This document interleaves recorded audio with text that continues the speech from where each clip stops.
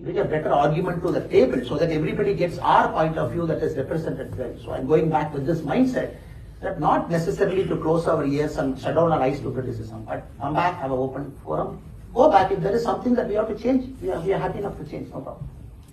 Well, on that wonderful note, please join me. Now is the time to clap. Please join me in thanking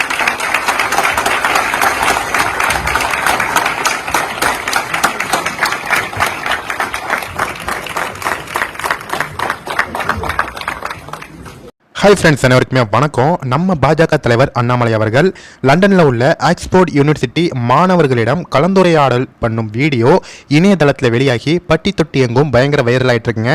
அது மட்டும் இல்லாமல் நேற்று November 28 Annamalai வருகிறார் அப்படிங்கிற ஒரு தகவலை எல்லா மீடியாக்களும் பயங்கரமாக ட்ரெண்ட் பண்ணிட்டு இருந்தாங்க. அதை இந்த நியூஸை நம்ம ஒரு மாதத்துக்கு முன்னாடியே சொல்லிட்டோம்.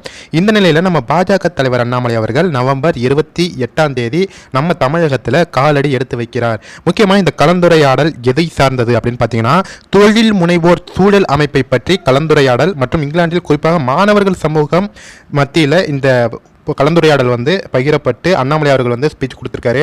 முக்கியமாக அண்ணாமலை அவர்களுடைய லுக்கை பார்த்தாலே வேற லெவலில் கோட் ஷூட்டில் போட்டு சும்மா தரமான சம்பவம் மாதிரி அண்ணாமலை அவர்கள் ஒரு மாஸ் என்ட்ரி கொடுத்து அந்த இடத்திற்கு வந்திருக்காரு.